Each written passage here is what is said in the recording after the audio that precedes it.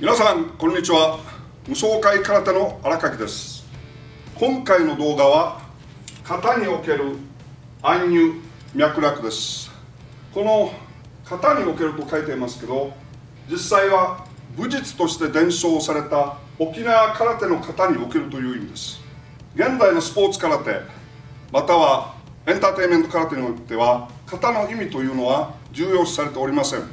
これははっきり申し上げます。しかし武術として伝承された沖縄空手の型における暗入脈絡というのは非常に明確に存在するものであり、この2つを理解しない限り型の本当の意味というのは完全には理解できないというか、それを理解することは全く不可能だと言っても過言ではありません。ただ今回この2つ非常に重要であり、かつ話が長くなると思います。ですからこの動画ことによるとパート2まで制作する可能性があります。かつ脈絡と暗入と書いてありますけど、これが暗入だけ脈絡だけの時とお互い絡まって存在している場合があります。ですから皆さんの頭の中でご自分で整理なさってください。私もできる限り明確に説明するつもりではあります。かつこれに出す例というのは非常に多数あります。ですから時々アンチョコのようにこういうノートを見る場合もありますけど、それはご了承ください。まずですね、暗入ですね。この暗入というのは英語でメタファーですね。かつ脈絡というのはコンテクストと言います。このメタというのはここですね。メタファー、メタフォーと発音されると思います。暗入、本、テキストというのはもうご存知のようにテキストブック、すなわち教科書というような意味です。コンテクスト、脈絡ですね。文章というのには常に脈絡、すなわち筋があるんですよ。空手の方にも筋があります。ただ残念なことにこの筋というのが完全に失われてしまったんですよ。これをまず説明していきます。ですね、まず暗入からいきます。暗入というのはメタファーです。これはどういうことか。型の中にこういう動作があります。型の中にこういう動作があります。型の中にこういう動作があります。型の中にこういう動作があります。意味が分かんないんですよ。これはどうにか分かりそうだ。これもどうにか分かりそうである。でも一体これ何なんだと。これ分かんないんですよ。かつこういう動作がある。これ一体何なんだと。分かんないんですよ。こういう動作もある。分かんないんですよ。すなわち相手が前入りできた、受けた。相手が後ろから上段突きをする、受けた。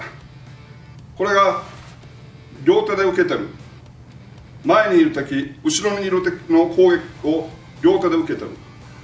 しかし誰が考えてもそういうのは不可能です。わかりますね。両手で受けている。両手でついている。誰が考えても不可能です。見たこともないですし、型以外にできないと思います。こういうのは全て暗入または技の5回曲解です。まず暗入です。これは何か。例えばナイフパンチではこれいってこれがあります。これは何か。簡単です。これはですね、相手の頭と見ておいてください。ここが顔ですね。ここが首です。首がある方が楽なんですよ。よろしいですか。これを相手の頭部と見て私の動作をご理解してください。まずナイフパンチにおいて出す手がこういうふうになる流派があります。またはこういうふうになる流派があります。見えますか。そしてこういうふうになる流派があります。これは同じことに、例えば運数という型でこういうふうになる流派があります。型の中において一体何なのか。全て同じことです。のど輪なんですよ。相手がいるのど輪です。それだけです。ですからこうなんですよ。本当は相手がここにいるのを示してるんではないんです。相手が攻撃してくるわかりますね。そこに喉輪を入れる。喉輪を入れて引き込んで肘をする。さて次は暗喩です。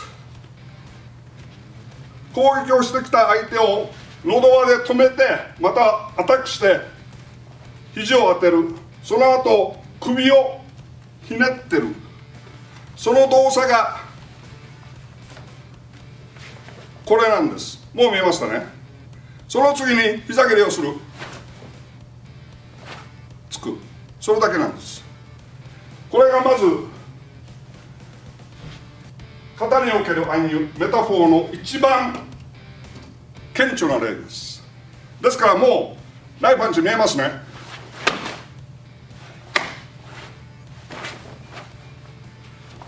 ついて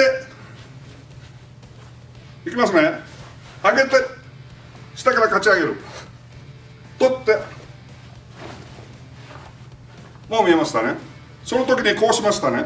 これ逆の喉輪です。これで喉を使いました。ここに頭があります。ここに頭があります。膝蹴りして持ってきて相手を投げ捨ててるだけ。見えますか。これが型における暗喩、それの一番顕著な例です。次はもっともっと顕著な例もありますので、それを順次説明していきます。では行ってみましょう。